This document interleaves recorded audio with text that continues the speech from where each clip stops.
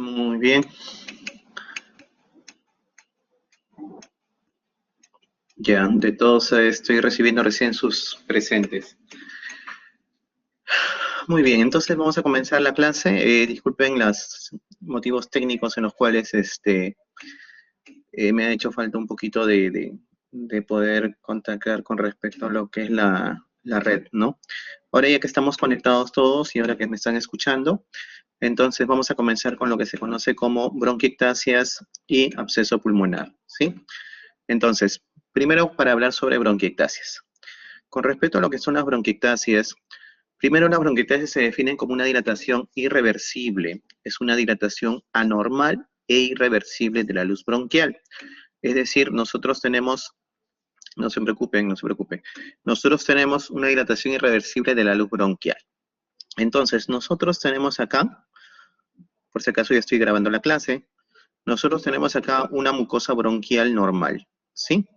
Una mucosa bronquial normal donde está constituido por la pared bronquial, la glándula mucosa, la que se encarga de producir el moco, los cilios, ¿sí? El tejido respiratorio es el tejido pseudoestratificado, cilíndrico ciliado con células caliciformes, ¿sí?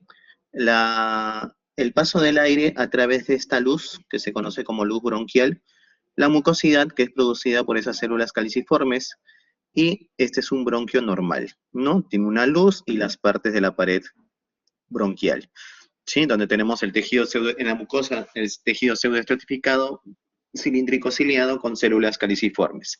Los cilios se encargan principalmente de hacer la limpieza o el aclaramiento de la mucosa.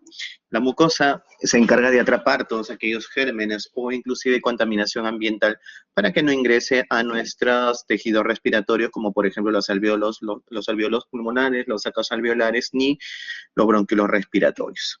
Lamentablemente, en estos casos, hay una lesión que provoca una dilatación anormal de este bronquio, por los cuales hay un incremento de la mucosidad. Miren la cantidad de moco que se produce acá, es abismalmente diferente que esta parte, esta mucosidad que hay acá. La mucosidad tapiza normalmente los bronquios como si fuera una alfombra y ahí comienza a atrapar los gérmenes o las sustancias que pueden ocasionar inflamación o daño a nivel de la parte respiratoria. En cambio, el moco, hay una hipersecreción de moco, hay una dilatación, este bronquio es mucho más dilatado, y a pesar de la dilatación, estos cilios que se encuentran en el tejido pseudoestratificado, cilíndrico ciliado, están dañados. Generalmente por un proceso inflamatorio crónico, los cilios ya no tienen movimiento, hay una incapacidad de movilizar esa mucosidad y esta mucosidad se encuentra atrapado en estas bronquiectasias. Si acá hay gérmenes, esos gérmenes comenzarán a producir un caldo de cultivo a este nivel y poco a poco estos gérmenes irán multiplicándose, produciendo colonización y luego procesos infecciosos en estas bronquiectasias, ¿no? Va a haber una destrucción de lo que es la pared bronquial y a esto se le conoce como bronquiectasia. Hay dos grandes grupos de bronquiectasias. Hay dos grandes grupos de las cuales hay las bronquiectasias debido a una enfermedad generalmente genética conocida como fibrosis quística, bastante frecuente el estudio en niños o adolescentes en pediatría, y otras que se llaman las no debidas a fibrosis quística, las bronquiectasias debidas a fibrosis quística y las no debidas a fibrosis quística. Las que normalmente nosotros hacemos en la parte de medicina interna o adultos es la que no se encuentran relacionadas a fibrosis quística. Las bronquiectasias que no se deben a fibrosis quística son en frecuencia la tercera enfermedad inflamatoria crónica de la vía aérea, después del asma, que es una enfermedad inflamatoria crónica de aspecto reversible, y de la enfermedad pulmonar obstructiva crónica, que es una enfermedad crónica de manera irreversible, ¿sí? Este asma tiene una prueba funcional en la espirometría de reversibilidad gracias al broncodilatador que se utiliza en las espirometrías, por ejemplo. En cambio, en el EPOC, la reversibilidad no se tiene como respuesta, por eso se conoce como obstructiva crónica no reversible, ¿no? O también conocida como de obstrucción fija. Entonces, con respecto a las bronquiectasias, se mencionan que en muchos aspectos las bronquiectasias son el estadio final de una enfermedad o afectación pulmonar. Es decir, pueden haber varias enfermedades que terminen dañando el parénquima pulmonar y originando dilataciones anormales de estos bronquios conocidos como bronquiectasias.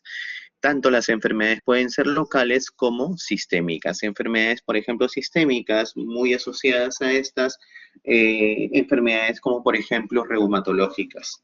Y locales, las cuales estamos viendo ahora, muchos pacientes con COVID o con neumonía COVID, incluyendo las neumonías moderadas a severas o incluso las que llegan a ventilador mecánico, dejan secuelarmente, dejan como secuelas ciertos tipos de cambios a nivel parenquimal, dentro de uno de ellos la bronquiectasia.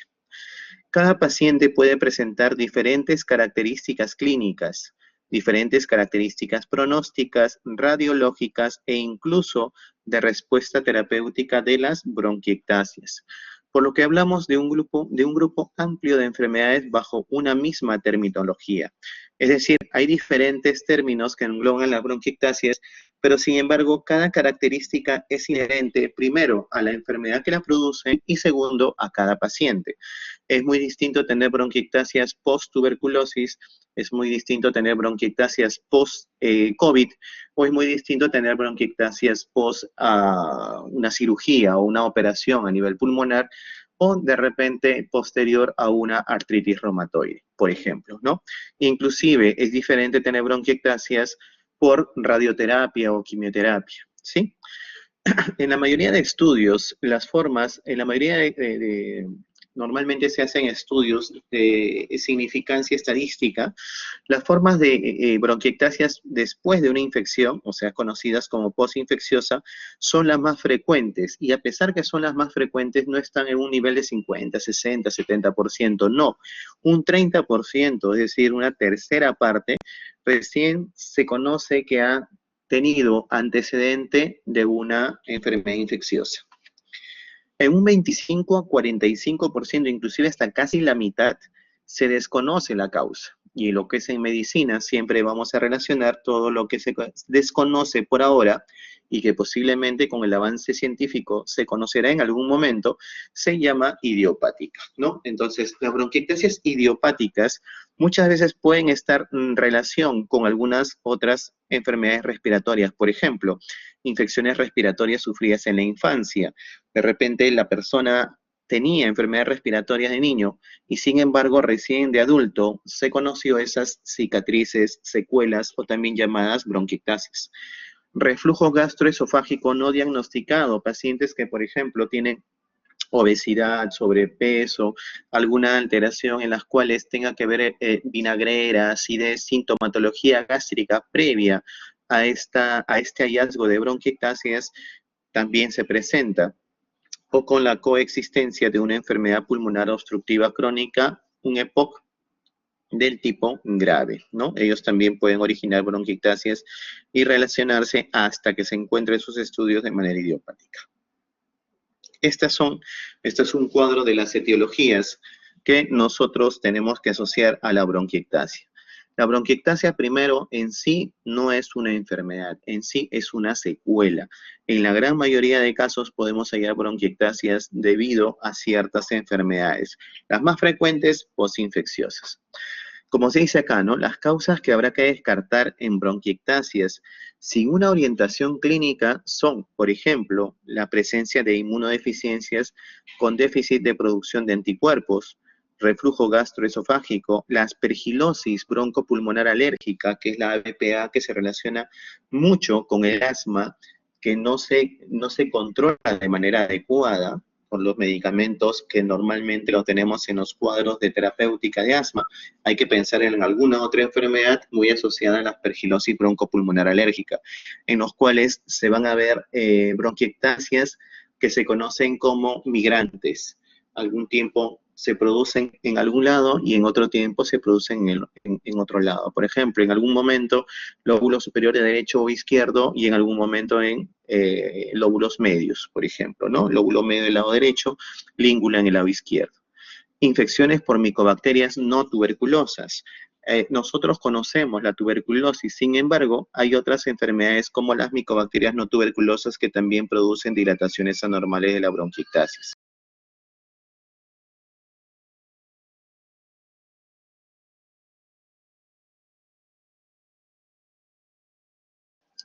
Muy bien, entonces, fibrosis quística va a la cabeza, pero discinesia ciliar primaria igual y déficit de alba 1 antitripsina también, pero esas tres últimas están asociadas principalmente a la niñez o a la adolescencia.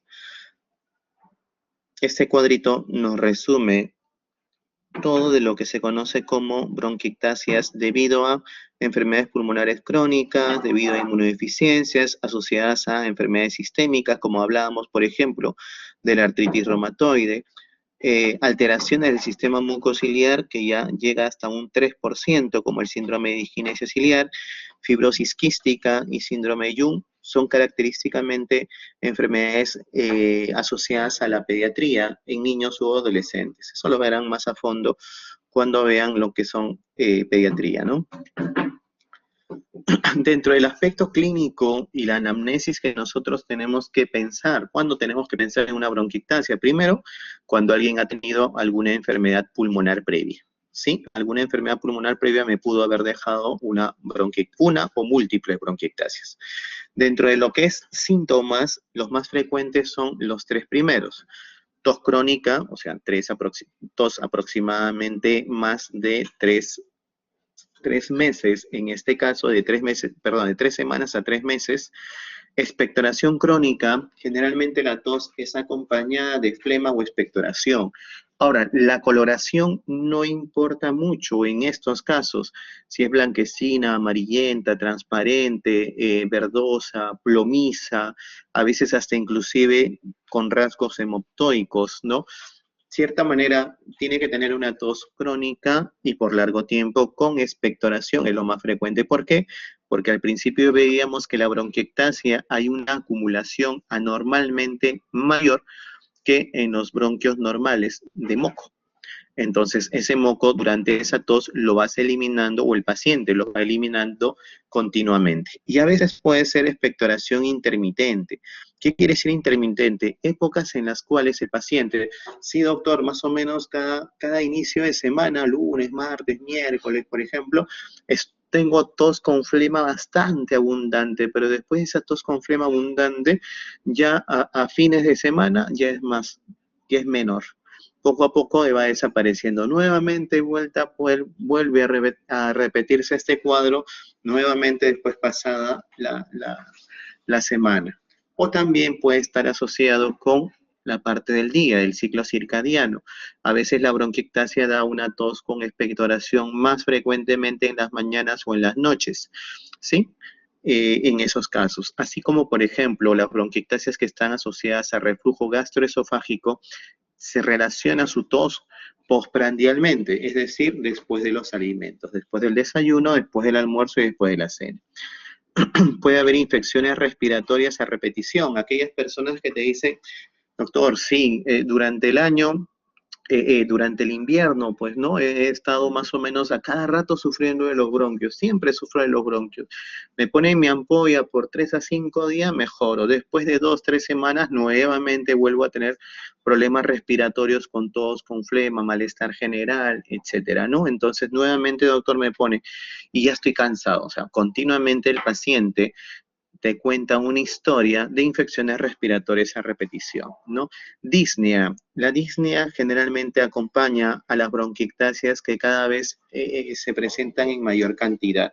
Disnea progresiva, es decir, primero se presenta a esfuerzos grandes, luego a moderados, luego a pequeños y luego posiblemente, si éstas se comprometen más, como vamos a ver posteriormente en algunas imágenes, en reposo inclusive. La expectoración hemoptoica. Hablaba con mi grupo de práctica y también con algunos grupos de seminario que la hemoptisis no amenazante o la hemoptisis que se da, no importa la cantidad de sangre que esté botando, pero que aquella hemoptisis que no me causa una alteración hemodinámica, frecuentemente esta expectoración hemoptoica a nivel mundial, la principal causa es la presencia de bronquiectasias. A nivel de Perú, la principal causa, tuberculosis, ¿no? Pero sin embargo, a nivel mundial, la principal causa es esta lesión parenquimal, generalmente secuelar, que se conoce como bronquiectasia. Dolor torácico pleurítico, astenia, que es baja de apetito, o debilidad también, y puede estar acompañado o no de cuadros tipo sinusitis. En el caso muchas veces de discinesia ciliar primaria, inmunodeficiencias o fibrosis quística. Esto más relacionado al aspecto pediátrico. Cuando la enfermedad bronquiectásica está avanzada, podemos tener caquexia, que viene a ser un estado de malnutrición o desnutrición bastante importante. Signos de insuficiencia respiratoria, como por ejemplo, de una manera indirecta, vamos a ver el dedo hipocrático, hipocratismo digital o también conocida como acropaquia, ¿no? De insuficiencia respiratoria crónica, cor pulmonar, y descenso de manera progresiva del BEFSU1 entre 50 a 55 mililitros o centímetros cúbicos al año, cuando nosotros le realizamos continuamente los controles con la espirometría. Una exploración física puede ser normal, puede haber crepitantes, roncantes o sibilantes, puede haber, como mencionábamos, acropaquia, y dentro de ellas también la pérdida de peso. Parte de lo que es el aspecto clínico de nuestro paciente.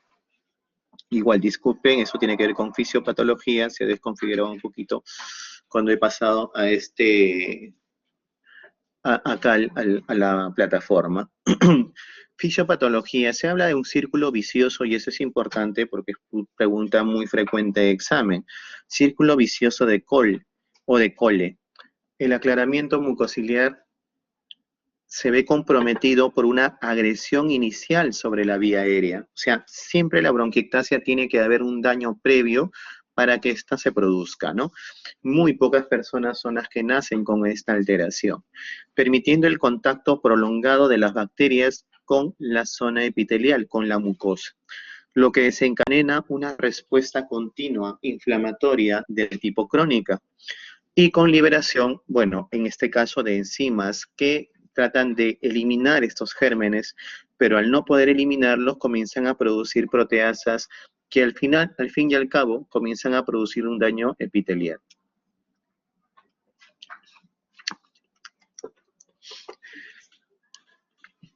Hay mayor alteración del sistema mucociliar, es como un círculo, como se dice, en un círculo vicioso, justamente por eso su nombre, perpetuando así el círculo vicioso patogénico de Cole. Para resumir estas cositas de factor de necrosis tumoral, interleuquina 6, 8, interleuquina 1 alfa, etcétera, veamos este cuadrito mejor, ¿no? Entonces, se presenta como productos bacterianos. Como no hay una liberación continua de la mucosa, acuérdense de que la bronquiectasia hay daño ciliar. Doctor, y si hay daño en los cilios, entonces el moco que tapiza esa zona no se mueve. No. Al no moverse, el moco comienza a multiplicarse, a aumentar en cantidad, y todos aquellos elementos que atrapó este moco, como contaminación ambiental y gérmenes, comienzan también a formarse un caldo de cultivo. Estos productos bacterianos comienzan a producir una infección bronquial crónica muy frecuente relacionada a estas enfermedades, estos gérmenes como la pseudomonas y los hemófilos. Bien frecuente la pseudomonas en los casos que haya una alteración a nivel parenquimal pulmonar, o sea, un antecedente de alguna enfermedad pulmonar. Esto provoca una lesión epitelial, una lesión de nuestra mucosa respiratoria con hipersecreción de moco, debido a la liberación de estos factores. Estos productos bacterianos también provocan que la bronquiectasia siga teniendo una inflamación neutrofílica. Acuérdense que cada vez que hay la presencia de gérmenes en algún lugar donde no debe haberlos, frecuentemente la primera respuesta va a ser a base de los neutrófilos. Va a haber liberación de los linfocitos T, CD4, los cuales son nuestros comandantes, nuestros generales, los que comandan frecuentemente estos ejércitos de neutrófilos, ¿no? Mientras mayor cantidad de citoquinas, proteinasas, proteasas sigan multiplicándose, sigan produciéndose, va a seguir la hipersecreción de moco. Va a haber un descenso en el aclaramiento mucociliar, donde el moco ya no va a ser limpiado, ya no va a ser aclarado, se va a ir estancando, estancando, estancando, produciendo los impactos mucociliares, una flema tan espesa, tan pegajosa que se queda pegado a las paredes de las bronquiectasias.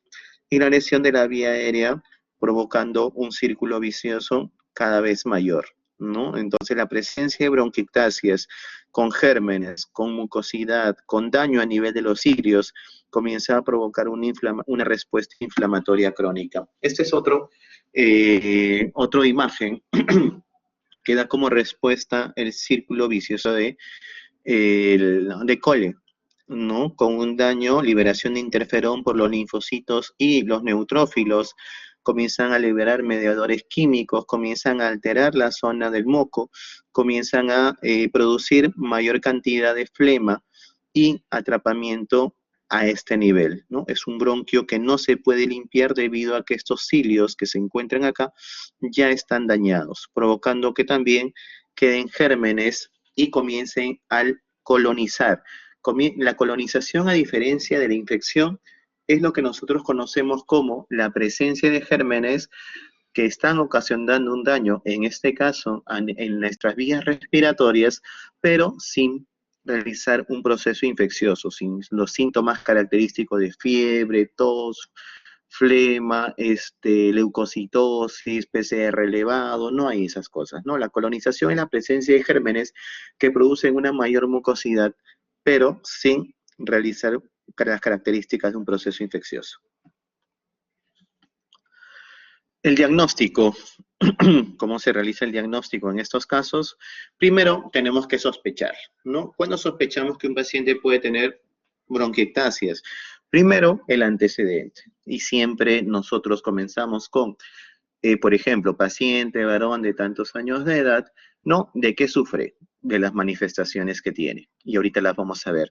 Y el antecedente, si ha tenido alguna enfermedad previa, ha tenido asma, fumador crónico o fumador pesado, contarle la cantidad de paquetes año, si ha tenido tuberculosis alguna vez, algún familiar con tuberculosis, neumonías, bronconeumonías, operaciones, u alguna otra enfermedad como lo hemos visto anteriormente, como la artritis reumatoide, el síndrome de Sjögren, entre otras cosas.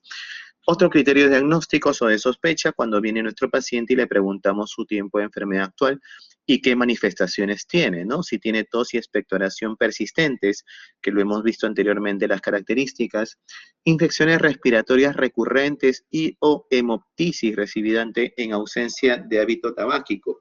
Es frecuente que un paciente con antecedente de tabaquismo puede originarnos un EPOC, ¿sí? Y puede originarnos también dentro de ello una tos con expectoración y con rasgos sanguinolentos.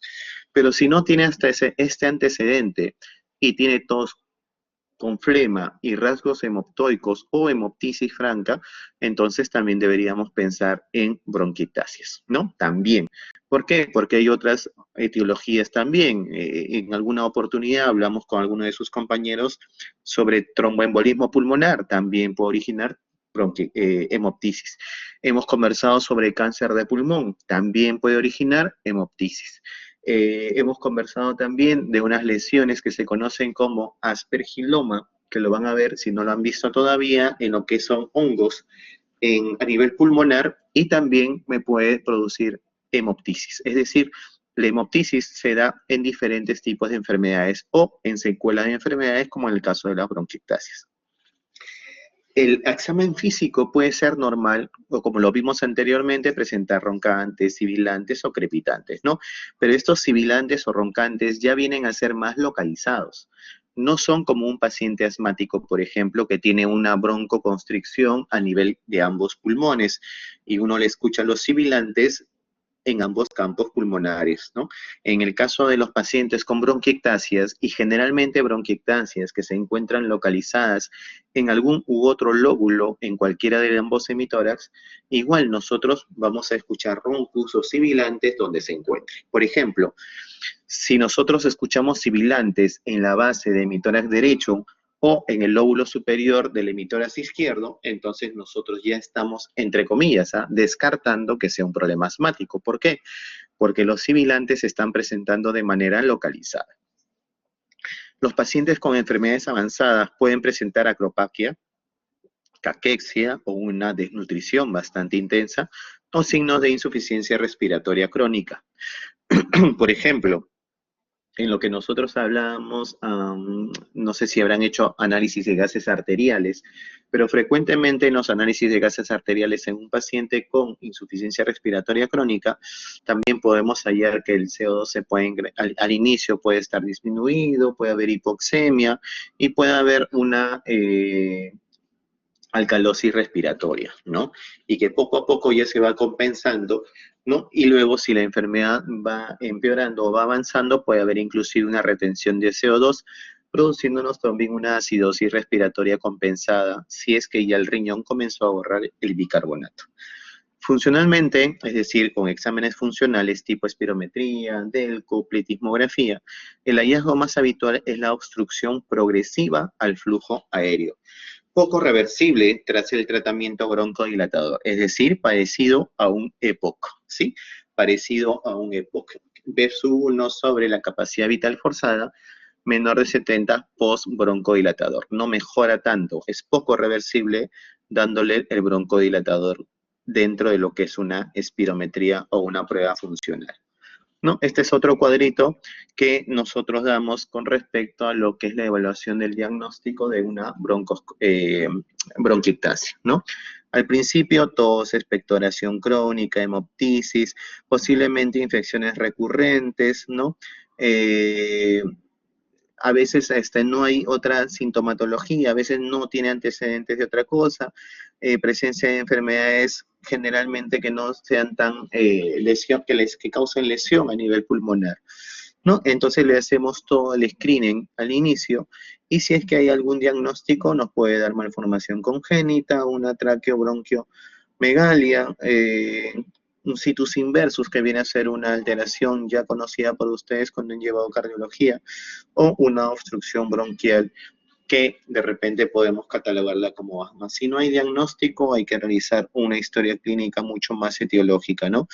A veces esta puede darse inclusive hasta por historia familiar, ¿no? Puede hasta estar factor hereditario, puede estar relacionado frecuentemente con esta presencia de bronquiectasias.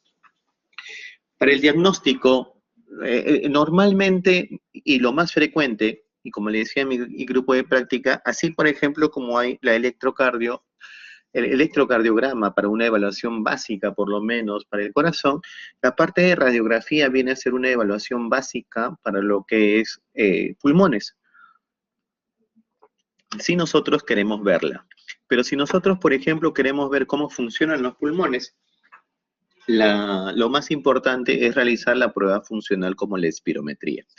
Ahora, lamentablemente la radiología no es tan fina, no es tan 100% segura al tratarse de bronquiectasias, ya que son dilataciones pequeñas muchas veces, inclusive hasta de 2 milímetros de diámetro.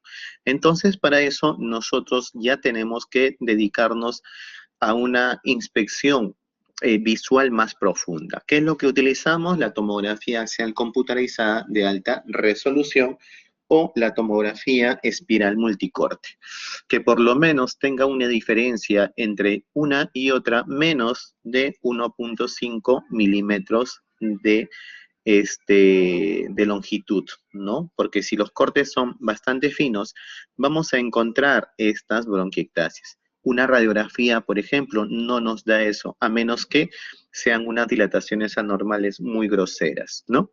Entonces, se diagnostica de una clínica compatible, tos productiva crónica. Así se intenta excluir las dilataciones. Hay personas que tienen dilataciones bronquiales simplemente por el hecho de que nacieron así, ¿no? Que puede ser radiológicas por tracción o aquellas formas que aparecen en casi un 20% de los individuos sanos en edades avanzadas. Muchas veces los adultos mayores, por el deterioro de los años, pueden presentar esas dilataciones anormales. Y esto hacer, ¿no? Como que nos pareciera, uy, mira, acá tiene bronquiectasis. Sí, pero yo nunca he tenido, el paciente te dice, ¿no? Nunca he tenido ninguna molestia, ninguna tos, no me faltaba el aire, etcétera. Solamente fue un hallazgo. ¿Sí? Si solamente fue un hallazgo por un deterioro de la edad no se encuentra relacionada a infecciones recurrentes, no se encuentra relacionada a tos crónica persistente, no se encuentra relacionado a hemoptisis, entre otras cosas, entonces no es algo importante, es simplemente una alteración en la estructura, que muchas veces inclusive un paciente pudo nacer con ello o se presentó debido al deterioro progresivo, en este caso de nuestros pulmones, por ser una persona adulta mayor. Además, sigue existiendo controversia sobre cuál es el mejor criterio radiológico para el diagnóstico de las bronquiectasias. ¿No? ¿Vemos una dilatación? Sí, pero si nunca ha tenido inflamación crónica, nunca ha acumulado moco, nunca ha habido colonización de gérmenes, quiere decir que de repente esa alteración siempre la tuvo y lo único que fue es un hallazgo ahí, nada más. Entonces, nunca hubo una clínica pertinente sobre las bronquiectasias.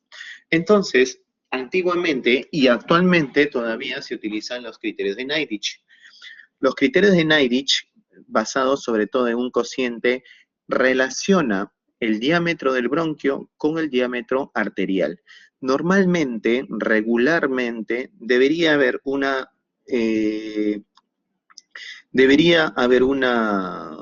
a ver, ¿cómo les podría decir? Una relación entre el diámetro bronquial y el diámetro arterial entre 1 y 1 o menor de 1, ¿sí? Es decir, puede ser el tamaño mismo del bronquio igual al de la arteria o el tamaño del bronquio, el diámetro del bronquio menor al diámetro de la arteria. Eso es lo normal, ¿sí? Sin embargo, cuando hablamos de bronquiectasias, hemos hablado de una dilatación anormal del bronquio, o sea, el bronquio ya no es pequeño, es mucho más grande que una arteria y muchas veces la relación es mayor a 1. Esta sigue siendo el más utilizado y recomendado actualmente por la Sociedad Española de Medicina Respiratoria. ¿Cuáles son esos criterios conocidos como criterios de Neidich?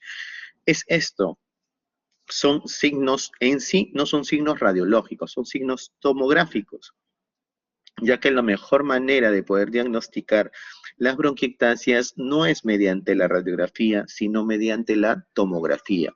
Inclusive cuando ustedes hablen de, creo que ya hablaron sobre PIT y diagnóstico de fibrosis pulmonar idiopática, el diagnóstico relacionado inclusive hasta el factor etiológico, es decir, la tomografía relacionada inclusive hasta con una biopsia anatomopatológica de un paciente con fibrosis pulmonar idiopática es una relación bastante alta, una sensibilidad y una especificidad bastante alta.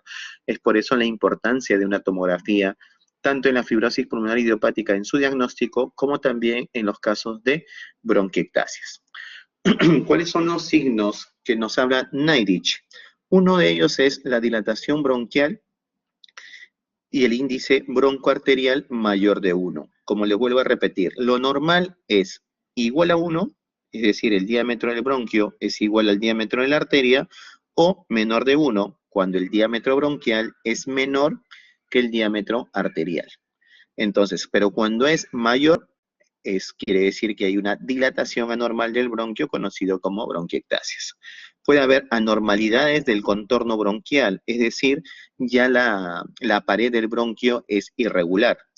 El signo del anillo de sello, vamos a llamarlo así, ¿no? Antes, en la época antigua, las personas ricas o los poderosos políticamente hablando, de repente eran reyes, etcétera, tenían en su anillo un sello.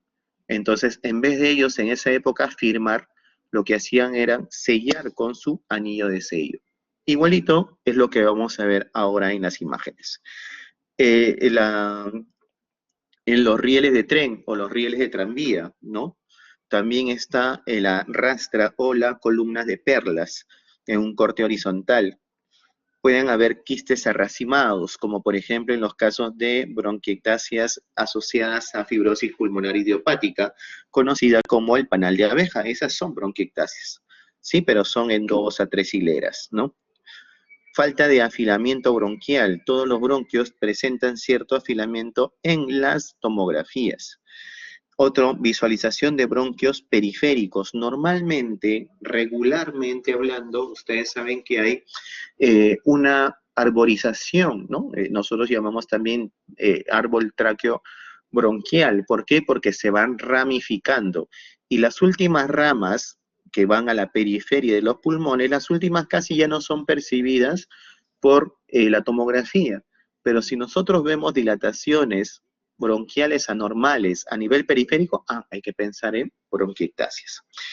Menos de 1 centímetro de distancia de la pleura costal o de la pleura parietal, y pueden estar también en contacto con la pleura mediastínica o el endocardio, perdón, el epicardio, ¿sí? Con el epicardio.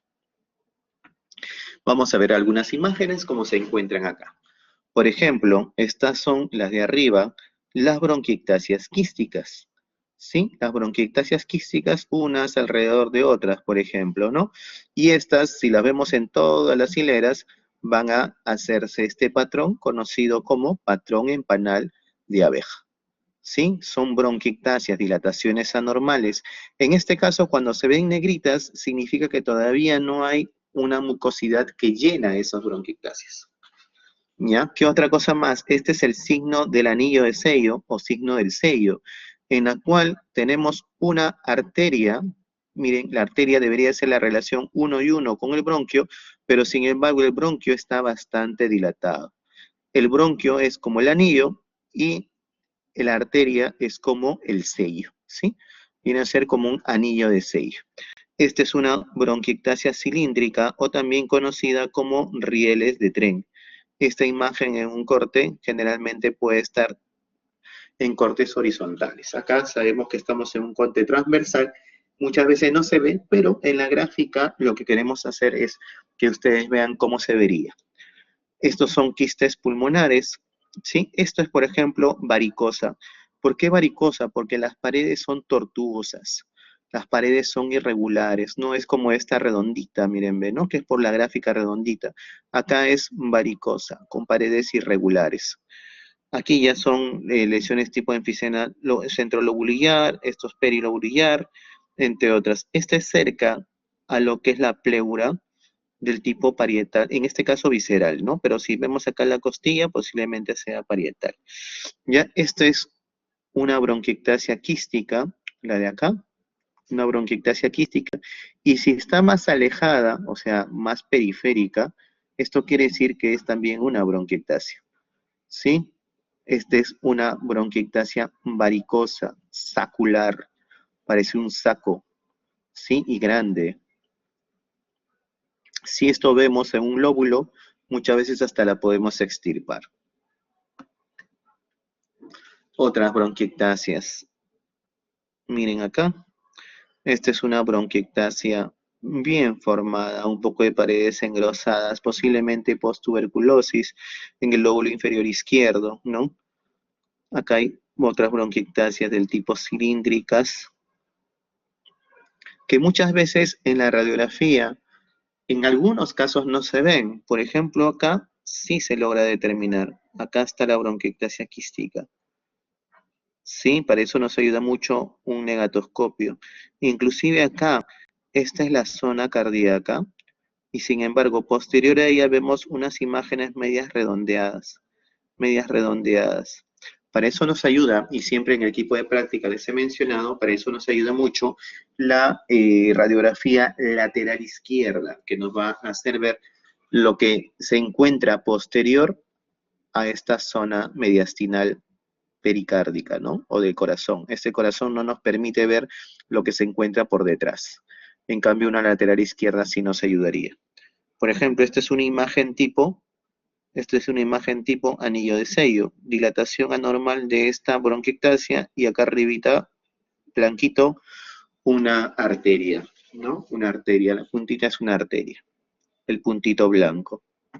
Y así normalmente se ve. Acá también, ¿no? Y tratando de ser mucho más específico. Estas bronquiectasias, anillo de sello, dilatación, una negrita con un puntito blanco a su costado, signo del anillo de sello. Bronquiectasias quísticas, miren, acá hay varias bronquiectasias quísticas, acá hay múltiples, variadas. Es muy distinto, claro está, en que la signología y sintomatología del paciente va a ser diferente. Entre esta bronquiectasia bastante pequeña, difícil de detectar en una radiografía, y estas múltiples bronquiectasias en otro paciente. ¿verdad? Es diferente, ¿no? Es como si tuviéramos nuestra pared con un pequeño agujerito porque clavamos un clavo para pegar un cuadrito y no nos quedó bien y quedó ese huequito ahí, que otra cosa tener grandes huecos en la pared, ¿no? En la pared de nuestra sala, de nuestro comedor. Es distinto. Y la clínica será distinta. Acá a veces puede ser asintomático. En este paciente puede ser que tu murmullo vesicular pase bien, amplexación normal, perfusión normal, vibraciones vocales y palpación normal. Pero en este paciente puede haber crépitos, subcrépitos, roncantes o sibilantes localizados en la zona. Bronquio, en la C nos permite ver un bronquio de menos de 2 centímetros de distancia de la pleura parietal, ¿no? Acá un engrosamiento doble engrosamiento conocida como riel de tren, ¿sí? Y acá la falta de afilamiento del bronquio. Cuando los bronquios se ven en la tomografía, se ven como una punta de lápiz. En este caso no se encuentra. Lo normal es así, ver el afilamiento. En estos casos no se está encontrando. Entonces, nuestra principal manera de diagnosticar, nuestro gol estándar de diagnosticar bronquiectasias y en sus múltiples formas, y debido a sus múltiples formas, múltiples extensiones que acabamos de ver, también la clínica va a ser distinta. Hay bronquiectasias que recién las hallamos porque alguien se tomó una tomografía o otro diagnóstico por imágenes. Para valorar el pronóstico de estas bronquiectasias, usamos diferentes tipos de puntuaciones. Multidimensionales, ¿por qué? Porque generalmente relacionan múltiples cosas, ya que ustedes se dan cuenta que es muy distinto tener una bronquiectasia, 2 bronquiectasias, 20 bronquiectasias, tenerla solamente en un lóbulo o dispersas en ambos campos pulmonares, ¿no? Como por ejemplo cuando vean pediatría van a ver fibrosis quística. Entonces, nosotros utilizamos tablas de valoración, escalas de valoración. Utilizamos el EFACET, utilizamos el FACET y la BSI, que es el índice de severidad de bronquiectasias. La más utilizada y la más sencilla, la más fácil, la que más se utiliza a nivel internacional, inclusive porque tiene que ver con las exacerbaciones, es decir, paciente tiene bronquiectasias, pero eso no significa de que va a estar enfermo siempre. Va a tener tratamiento, pero tiene que tener exacerbaciones, así como los asmáticos tienen sus crisis asmáticas, así como los EPOC tienen exacerbaciones del EPOC, así también los pacientes con bronquiectasia pueden tener exacerbaciones. El EFACET, entonces, tiene que ver con puntuaciones de exacerbaciones. La F de BEFS1, la A de la edad, o en este caso, por sus siglas en inglés, H. Infección o colonización, que viene a ser la C. Bronquial crónica, generalmente, en la mayoría de casos, el microbio más que le gustan mucho las alteraciones a nivel pulmonar, cada pulmón que tenga alguna alteración, alguna secuela, alguna cicatriz, algún antecedente de algún cambio a nivel parenquimal, como por ejemplo la CEPID, la EPOC, pulmones secuelares por tuberculosis, personas que han sido intervenida quirúrgicamente a nivel pulmonar, radioterapia, quimioterapia, que haya influido a nivel pulmonar, etcétera, es la pseudomonas aeruginosa. ¿Sí? Y muchos de estos tratamientos antibióticos justamente van a erradicar esa pseudomonas aeruginosa. No se dice de que no hay ahí pues neumococo o no hay Haemophilus o no hay Moraxella catarrhalis o no hay Klebsiella, no, eso no se menciona, eso también hay, pero el más frecuente germen relacionado a los pacientes que tienen un daño estructural a nivel pulmonar es la pseudomonas.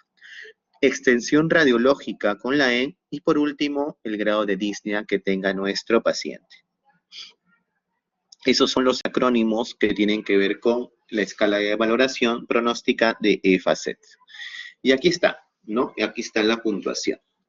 Exacerbaciones con ingreso al hospital, ¿no? Hospitalarios, puede ser por emergencia, puede ser a hospitalización o puede ser a una unidad de cuidados intensivos. Si no tuvo ninguno, entonces se le da una puntuación de 0, y si tuvo al menos una el año previo, entonces se le pone puntuación de 2. BEFSUDUS BEPS1 del porcentaje predicho. ¿Esto qué quiere decir? Que debimos tomarle a nuestro paciente siempre una espirometría basal, ¿sí? Una espirometría basal. Y si al menos corrobora con el 50%, se le pondrá 0. Y si es menos del 50% del predicho, se le pondrá 2 puntos. La edad, menores de 70 años y mayores de 70 años. Se le pondrá mayores de 70 años 2 puntos. Si la presencia de colonización. ¿Qué significa presencia de colonización? Que por lo menos en 2 pruebas de esputo, ¿no? Salga nuestro germen sin signos clínicos o laboratoriales de infección, es decir, sin fiebre, sin leucocitosis o leucopenia, sin desviación izquierda, sin neutrofilia, sin signos característicos. A eso se llama colonización. Si lo tenemos, o sea, si tenemos un gran cultivo de esputo con gérmenes tipo pseudomonas, pero mi paciente no tiene signos clínicos de infección, entonces esta es una colonización. Por lo menos debemos tener 2. Inclusive, si fuéramos más largo, por ejemplo, podríamos hablar también de colonización crónica, cuando ya se va repitiendo durante 3 meses por lo menos el hallazgo de la presencia de pseudomonas en el esputo. Extensión radiológica, si solamente las bronquiectasias se encuentran en 1 o 2 lóbulos. No importa si son en el mismo hemitórax, o sea, en el mismo pulmón, o si es en ambos lados. De repente es en ambos lóbulos superiores, ya, solamente es 1 o 2, se le coloca 0 puntos. Pero si es más de 2, y que muchas veces es ya bilateral, entonces se le coloca 1 punto. Y por último, el MMRC modificado con la escala de disnea, ¿no? De acuerdo a si el paciente camina, tiene disnea a grandes esfuerzos, moderados esfuerzos, pequeños esfuerzos o disnea en reposo. Se le coloca una puntuación. Y como vemos acá, ¿no? De 0 a 9 puntos. Si es de 0 a 3, es leve. Si es de 4 a 6, el pronóstico es moderado. Y si es de 7 a 9, el pronóstico es severo o grave. El pronóstico tiene mucho que ver con diferentes cosas, ¿no? Nosotros podemos tener un paciente con bronquiectasias y de repente hoy día le sacamos su tomografía y hallamos una bronquiectasia. De repente el tamaño de un anillo de sello, pequeño, ¿no? Y sin embargo el paciente nunca ha tenido molestias, nunca ha presentado tos con flema persistente, no ha tenido antecedentes de enfermedades crónicas, etcétera. Entonces, no va a ir mal.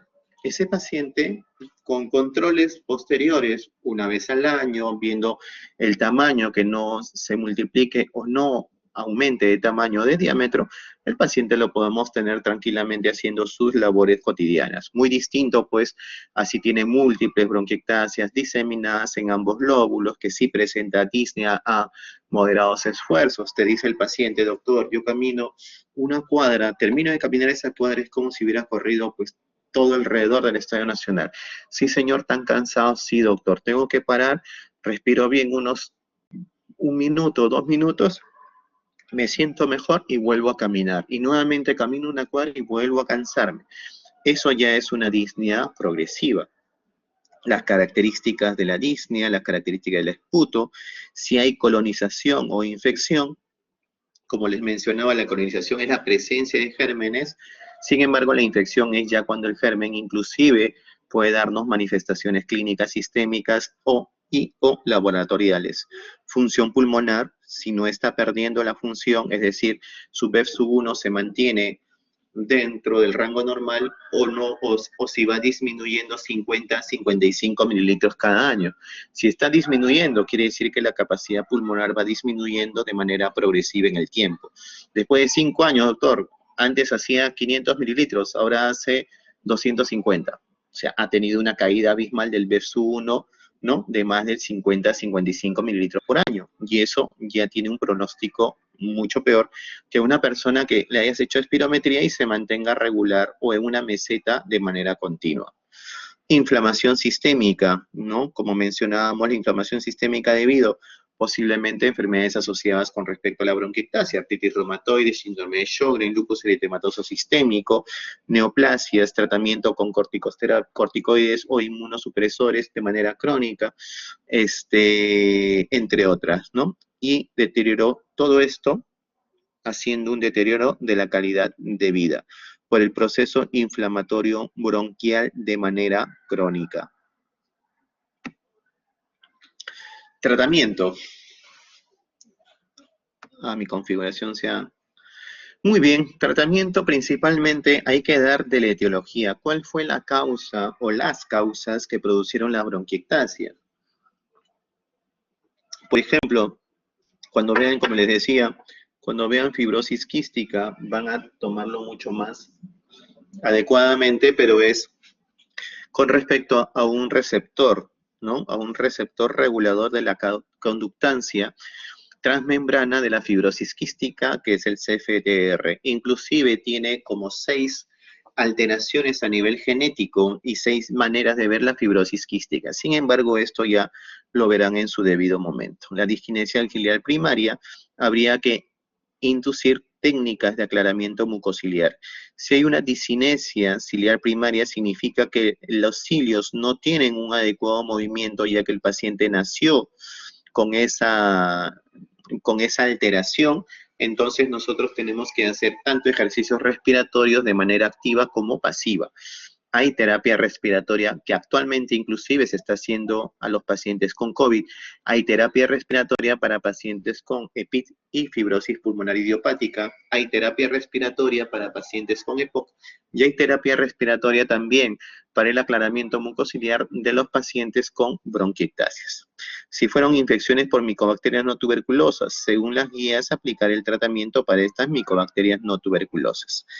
Panbronquiolitis difusa, dar tratamiento con macrólidos. Esto está bastante ligado a la presencia de bronquiectasias.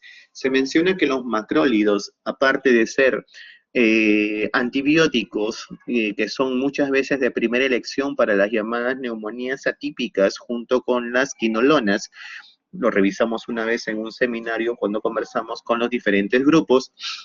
Aparte, los macrólidos se dice que tienen una característica, que tiene un factor inmunomodulador, pero no cuando se da 1 o 2 o 3 veces continuas o hasta 5 días continuos, como se aprecia en algunos tratamientos. Inclusive la claritromicina se da hasta por 10 días en un tratamiento de 500 miligramos cada 12 horas. No, también los macrólidos se ha visto que en un tiempo prolongado de 4 a 6 meses como tratamiento, en estudios con acitromicina y claritromicina, se ha visto que también ayudan a evitar que los gérmenes como la Pseudomonas aeruginosa formen los llamados biofilm. El biofilm es como una especie de capa protectora alrededor de la pseudomona, que trata de evitar ser detectado por nuestro sistema inmunológico, nuestros macrófagos alveolares. Entonces estas pseudomonas forman una capa protectora llamada biofilm. Contra ese biofilm, generalmente, los macrólidos han actuado de manera adecuada, evitando esa formación y contrarrestando la colonización de las pseudomonas en nuestras vías respiratorias alteradas por la bronquiectasia. También, por ejemplo, es parte en las EPOC, ABC en el D. Si más no recuerdo, también lo que son el uso de macrólidos en estos casos, que ustedes lo habrán visto, por ejemplo, en las guías en las guías Golf que se conocen y que se utilizan a nivel mundial, ¿no? Las inmunodeficiencias, pues darle un tratamiento con inmunoglobulinas.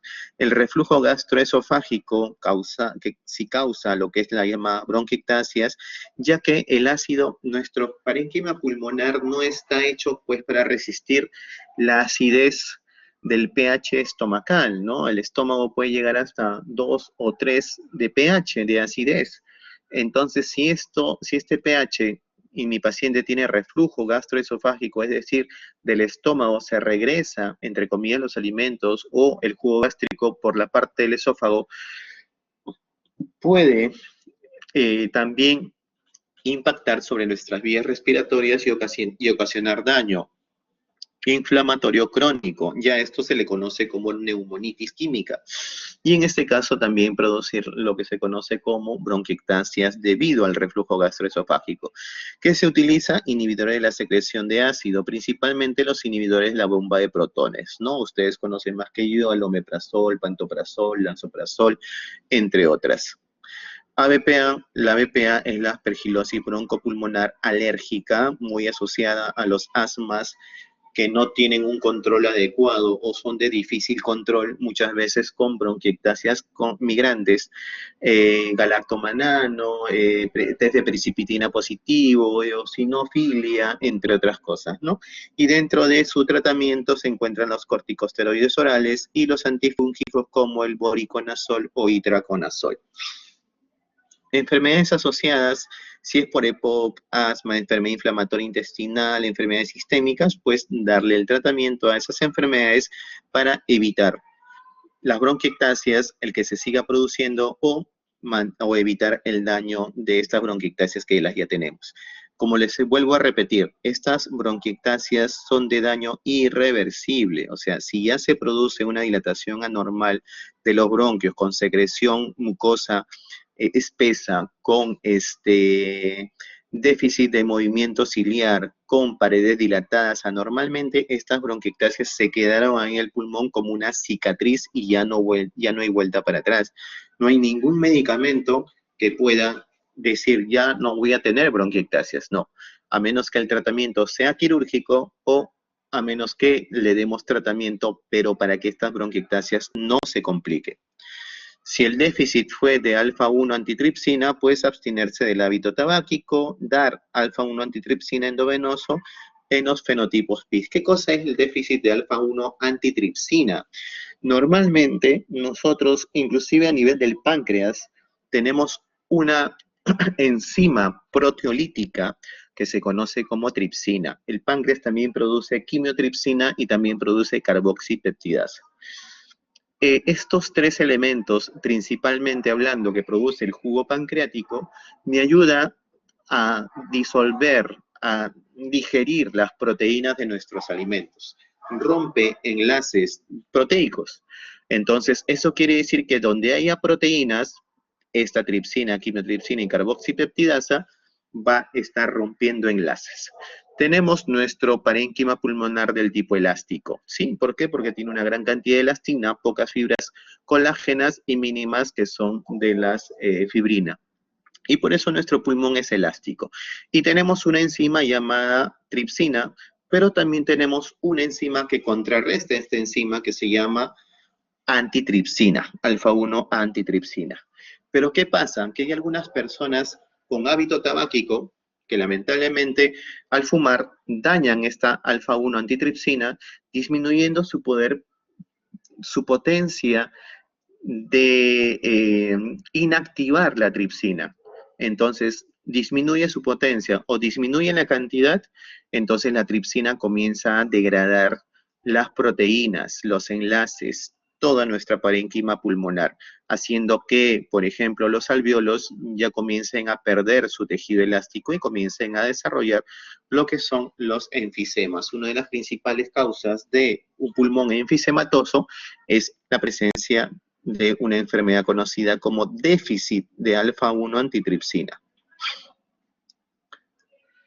Obstrucción bronquial, pues cirugías o dilatación bronquial. Veíamos la vez pasada cuando hicimos un seminario de diagnósticos, veíamos con el grupo que había lo que se conocía como la termoplastía endobronquial, es decir, calentando nuestro broncoscopio con un elemento especial, podíamos realizar lo que es la termoplastía endobronquial, originando una dilatación bronquial ya permanente a nivel de nuestros bronquios principales o bronquios segmentarios.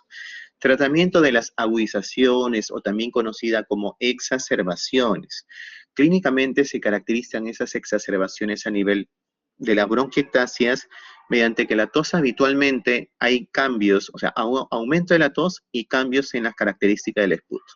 Doctor, ¿sabe qué? He estado tosiendo casi todos los días, a veces sí, a veces no, tos con una flemita media blanquecina, media espesa, ¿no? Pero sin embargo, como 3 semanas. Pero esta última semana, doctor, he comenzado a tener tos con flema media amarillenta, o sea, ya comenzó a cambiar, y he sentido que como que me ronca el pecho, y he sentido mayor molestias respiratorias, ya me canso cuando camino. Cuando botaba esa flemita blanca, que a veces ha sido difícil botarla, no sentía eso, doctora. En cambio ahora sí siento eso, ¿no? Incremento de la disnea. Puede acompañarse de fiebre. Si se acompaña de fiebre, astenia, pérdida de peso, mal estado general, ya no estamos hablando de un proceso de colonización, ya estamos hablando de un proceso de infección, ¿sí? Dolor pleurítico. ¿Por qué dolor pleurítico en las bronquiectasias? Porque muchas veces, como hemos dicho, son también bronquiectasias daños a nivel periférico. Recuerden que es a nivel periférico, están cerquita de la pleura parietal, de la pleura visceral, ¿no? Entonces, por eso pueden generar dolor pleurítico. Cuadros de hemoptisis es una de las cosas más frecuentes que se hallan en las bronquiectasias. Cambios en la exploración respiratoria. Hace 3 semanas, murmullo vesicular pasa bien en ambos campos pulmonares, amplexación adecuada, percusión adecuada, etcétera. Sin embargo, ahora sí ya le escucho roncantes y sibilantes en el lóbulo inferior del lado derecho. Ah, ya. Entonces, ahí es donde tenía la bronquiectasis según mi evaluación previa. Entonces, es lo que se conoce como reagudización o exacerbación. Deterioro de la función pulmonar o incremento de los marcadores de inflamación, es decir, su hemograma ya viene con leucocitosis, hay desviación izquierda o hay neutrofilia, tiene un PCR prolongado, o sea, una proteína C reactiva prolongada, un BCG prolongado, de repente inclusive tiene un DHL elevado, tiene transferrina o ferritina elevada, entre otras cosas, ¿no? Son marcadores del proceso inflamatorio. Entonces, se debe considerar exacerbaciones graves cuando estos pacientes cursan con insuficiencia respiratoria. ¿A qué se le llama insuficiencia respiratoria? Directamente hablando, si saturación de oxígeno menor del 90%, sí, o en este caso, más exactamente hablando, una presión arterial de oxígeno menor de 60 milímetros de mercurio, ya que entre 60 y 80 se dice que es hipoxemia y entre 80 a 100 es normal. Disminución de la saturación de oxígeno, menos del 90%. Criterios de sepsis, es decir, si mi paciente ya viene chocado, alteraciones hemodinámicas, febril, tiene ya palidez, tiene leucocitosis, desviación izquierda, una hemoptisis franca, eso quiere decir que hay una hemoptisis con alteraciones hemodinámicas, ¿no? Mi paciente está hipotenso, taquicárdico, taquimneico, polimneico, deterioro significativo de la función pulmonar, inestabilidad hemodinámica y o deterioro del estado general. Los patógenos más frecuentemente aislados durante las agudizaciones o exacerbaciones de las bronquiectasias a la cabeza, Pseudomonas aeruginosa. Haemophilus influenza, Streptococcus pneumoniae, Staphylococcus aureus, Moraxella catarrhalis y enterobacterias. Los virus se aíslan en un 25% de los casos. Al tener un 75% de casos, en la mayoría de casos 75% de origen bacteriano, siempre se recomienda el uso de antibióticos en las exacerbaciones. El tratamiento empírico debe iniciarse en base al cultivo previo. Sí existe, valorando el riesgo de colonización por pseudomonas, sobre todo si han existido hospitalizaciones frecuentes o estancias recientes en UCI, ciclos repetidos de antibiótico-terapia previa y pacientes que han estado siempre, como les decía antes, ¿no, doctor? Hace 2, 3 meses que vengo frecuentemente enfermando de los bronquios, tengo tos con flema, fiebre, me ponen mis ampollas, dentro de las ampollas que se utilizan es Avebroncol con Dexacor o Cefalogen con Dexacor, es decir, penicilina o cefalosporina como la ceftriaxona. Y siempre hemos estado utilizando pues antibiótico-terapia previa, tenemos que pensar en pseudomonas. La vía inhalada junto a la vía oral o endovenosa no ha demostrado claro beneficio durante las agudizaciones y pueden aumentar los síntomas de hiperreactividad bronquial. Sin embargo, como lo vamos a ver más adelante, la vía inhalada es muy buena para mantener un tratamiento crónico, evitar las agudizaciones. Entonces, tratamiento de las bronquiectasias con agudizaciones leves, ¿no? El tratamiento de elección para Haemophilus influenza, Staphylococcus aureus, y van las oxacilinas de todas maneras, el Staphylococcus aureus resistente a meticilin, linezolid, y las pseudomonas con ciprofloxacino a dosis elevada, 750 miligramos cada 12 horas vía oral, por un lapso de aproximadamente 2 a 3 semanas, ¿no? Como bien dice acá, de 10 a 21 días, salvo acitromicina, que a pseudomona de 3 a 5 días, y generalmente la pseudomona es 14 a 21 días. Ciprofloxacino daría lo mismo como tratamiento de elección. Amoxicilina con ácido clavulánico, en este caso sí, se da como Haemophilus influenza también. Para pseudomona, generalmente para agudizaciones graves, también para pseudomona, la ceftazidima 2 gramos endovenoso cada 8 horas o la tobramicina. En este caso es de manera endovenosa. Antes veíamos en agudización leve ciprofloxacino vía oral. Y en este caso se puede utilizar los llamados carbapenem, el astreonam, el meropenem, la amicacina, gentamicina o el tazobactam. Se puede dar ceftolozano tazobactam o se puede hacer piperacilina tazobactam, que también tiene efecto antipseudomónico. Como ven acá, también hay Staphylococcus aureus, amoxicilina con ácido clavulánico. En el tratamiento de infección bronquial crónica, como le decía, la vía inhalada, la inhaloterapia, los medicamentos que tienen que ver bastante con disolverlos como un nebulizador e inhalarlos para una infección bronquial, es de recomendación alta, con una calidad de evidencia moderada. O sea, sí hay muchos estudios del punto de vista sistemáticos que nos dan fe a que nosotros podemos utilizar tranquilamente antibióticos inhalados para evitar para el tratamiento de estas infecciones crónicas. Muchos tenemos a la colistina, la tobramicina, el ciprofloxacino, tenemos a la astreonam, la tobramicina, entre otras cosas, la gentamicina, por ejemplo, también, el cotrimoxazol, dentro de ellos la vancomicina también está dentro del tratamiento. Para infecciones bronquiales crónicas, la vía inhalar. Para reagudizaciones o exacerbaciones, es mejor la vía oral si es aguda, leve, o endovenosa si es aguda, severa o grave. ¿Qué otros tratamientos se asocian para lo que son las bronquiectasias? Los broncodilatadores y los corticoides. Pueden ser útiles en las exacerbaciones que cursan con broncoespasmo. Ustedes saben que el broncoespasmo tiene que ver con la broncoconstricción, con la inflamación a nivel de pared bronquial, y segundo, con la hiperproducción de moco. Parecido, muy semejante a la fisiopatología de la bronquiectasia con el círculo vicioso de Cole.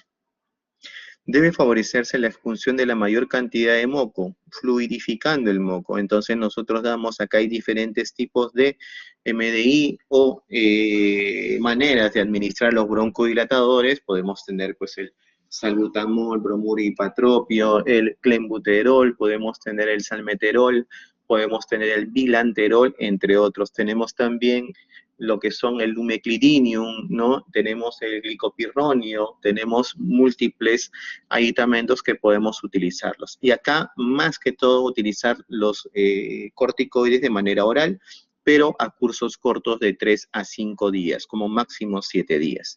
Fluidificantes como la N-acetilcisteína, ¿no? Como la N-acetilcisteína, que es un mucolítico y antioxidante de la vía respiratoria. Otro es la fisioterapia respiratoria.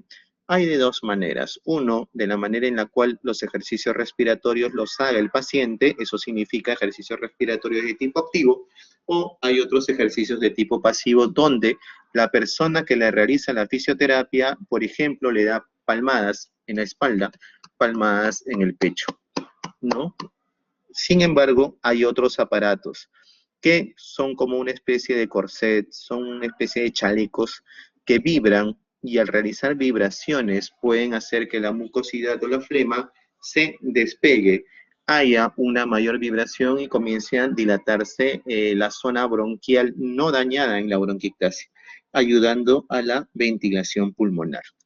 Algunos pacientes pueden requerir oxigenoterapia, como por ejemplo este paciente que tiene acá su maletincito, tiene acá su concentrador de oxígeno, el paciente salió a caminar y acá tiene su oxígeno en la vía respiratoria, o también la llamada ventilación mecánica no invasiva, en la cual el paciente está despierto pero se le pone una mascarilla, en este caso una mascarilla nasobucal, ¿sí? Que le permite dar a esta máquina una ventilación mecánica asistida no invasiva, no estamos colocando un tubo dentro de sus vías respiratorias.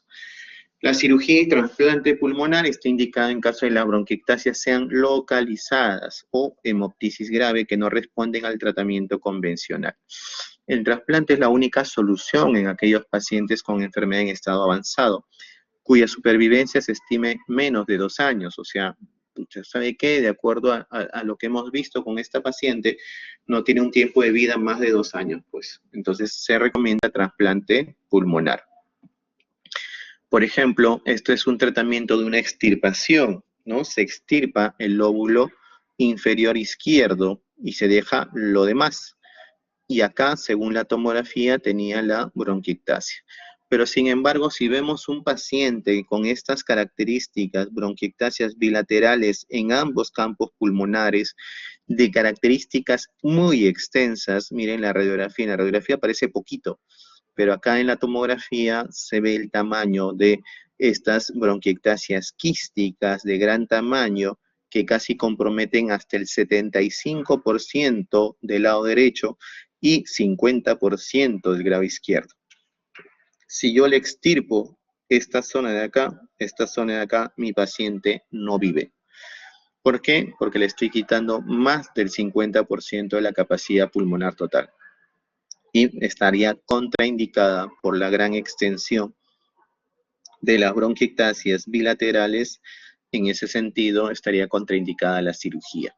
Si este pulmón estuviera sano y esta bronquiectasia solamente estaría en el lóbulo inferior, todo este lóbulo y la língula estaría limpio, quiere decir que sí podríamos haber realizado lo que es la parte quirúrgica de la resolución quirúrgica de nuestro paciente. Y por último, una de las recomendaciones, todo paciente, y eso ténganlo bien claro cuando salgan de acá de neumología, todo paciente que tiene un daño estructural, o sea, un daño a nivel pulmonar, un daño a nivel parenquimal, así sea solamente una cicatriz, porque las bronquiectasias son en sí cicatrices, debemos ayudarle a reforzar su sistema inmunológico. Siempre se recomienda la vacuna antigripal anual y la vacuna antineumocócica. Por ejemplo, el Prevenar 13 es una vacuna que se coloca de por vida y me ayuda a prevenir, por eso se llama Prevenar, me ayuda a prevenir 13 cepas del neumococo. Sin embargo, hay otra que se conoce como Prodiax 23 o algunas otras que son para más o menos cantidad de neumococos. Entonces, la Prodiax 23 me ayuda también a proteger, aparte de las 13 cepas que me ayuda a proteger el Prevenar, también me ayuda a proteger unas 10 cepas, pero que sean las más agresivas, ¿no? Entonces, la Prodiax 23 me ayuda mucho más. Sin embargo, el poder inmunológico me dura mucho menos. La Prodiax 23 me ayuda solamente a proteger durante aproximadamente 5 años, o sea, cada 5 años me tengo que seguir vacunando con esa vacuna. La Prevenar 13 me ayuda a vacunarme y es solamente una vacuna de por vida, pero sin embargo solamente me defiende contra 13 tipos de cepas de neumococo que no son las más agresivas. ¿Ya? Entonces, muchas veces la Sociedad Peruana de Neumología, dentro de lo que menciona guías para lo que es la vacunación, recomienda que en un año me vacune con esta, Prevenar 13, y que en cada 5 años, a partir del siguiente año y cada 5 años pueda continuar la vacunación con Prodiax 23. Y así me aseguro una doble ayuda inmunológica, ¿no? De todas maneras, la vacuna anual contra la influenza, esto sí de manera anual, ya que la influenza es un germen semejante al coronavirus que muta continua y constantemente y cada año se ve de que la cepa es distinta, ¿sí? Características distintas. Hemos tenido la aviar, la porcina, entre otras cosas. Muy bien. Para no extendernos mucho y con respecto a lo que el tiempo que, bueno, me demoré un poco introduciendo lo que es o subiendo lo que es el PPT de esta exposición a la plataforma, entonces continuaremos con lo que es absceso pulmonar.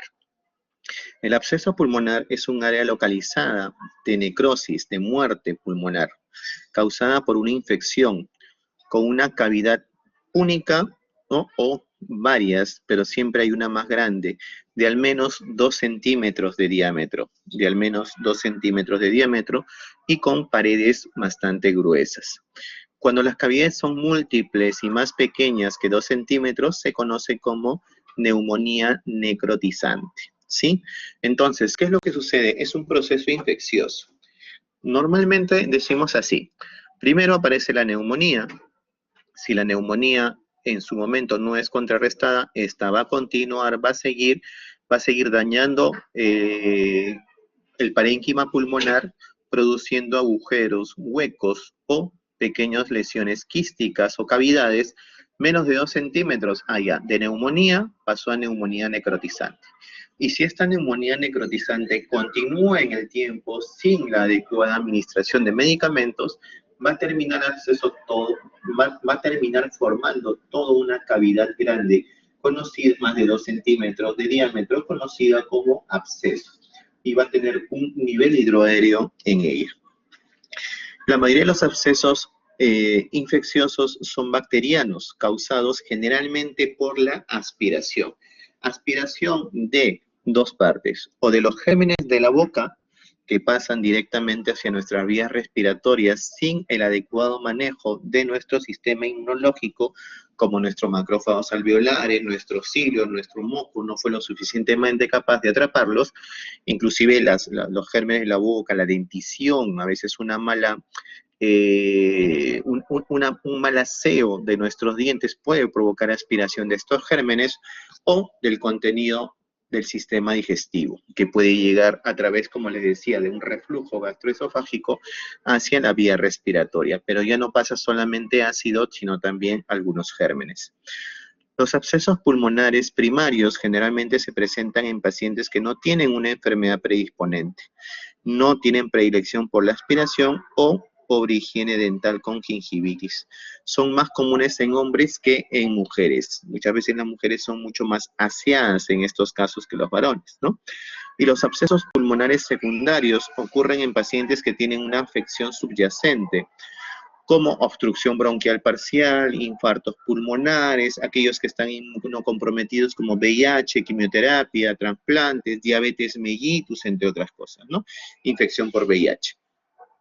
Los abscesos pulmonares pueden denominarse inespecíficos o pútridos en referencia respectivamente a la etiología, a menudo que no es tan clara y el olor es bastante ofensivo, es puto que ellos botan. Ellos característicamente te dicen, doctor, estoy botando una tos con flema, le soy sincero, doctor, esa flema huele muy fuerte, huele como a podrido.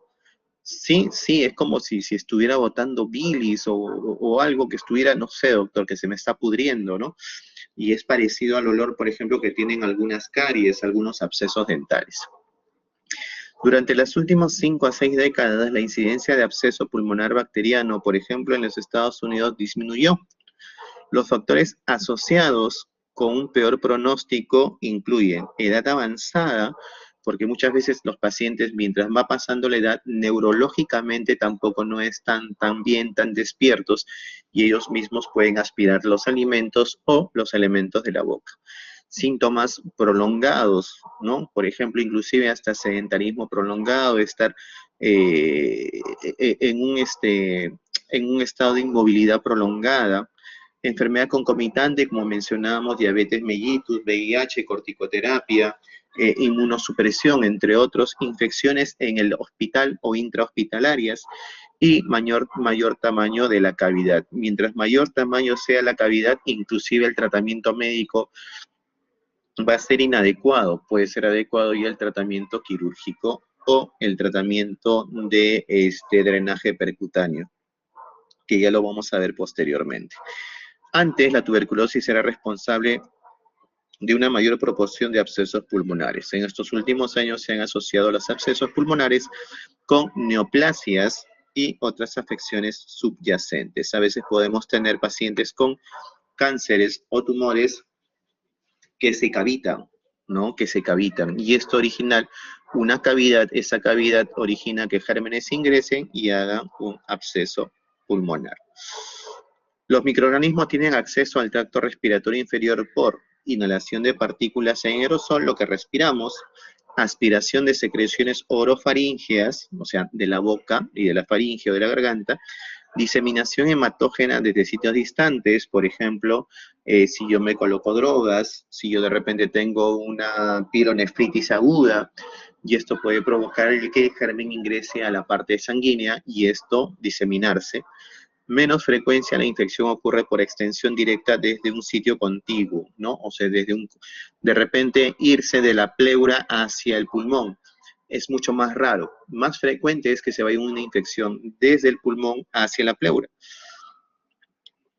El absceso pulmonar es causado solo por organismos que causan necrosis. Eso de hecho, de todas maneras, porque ya hemos visto en la definición, ¿no? Es una necrosis pulmonar de parénquima pulmonar, un infarto pulmonar que está asociado a esa zona de tejido pulmonar.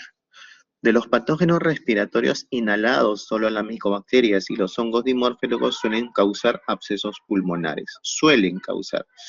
Los abscesos bacterianos generalmente son causados por aspiración de secreciones orofaringeas y a veces por siembra del tipo hematógena, es decir, por la sangre, diseminados por sangre, ¿no? Hay personas usuarias de drogas endovenosas, ellas también por sangre pueden llegar hasta el pulmón y ocasionar esta necrosis pulmonar.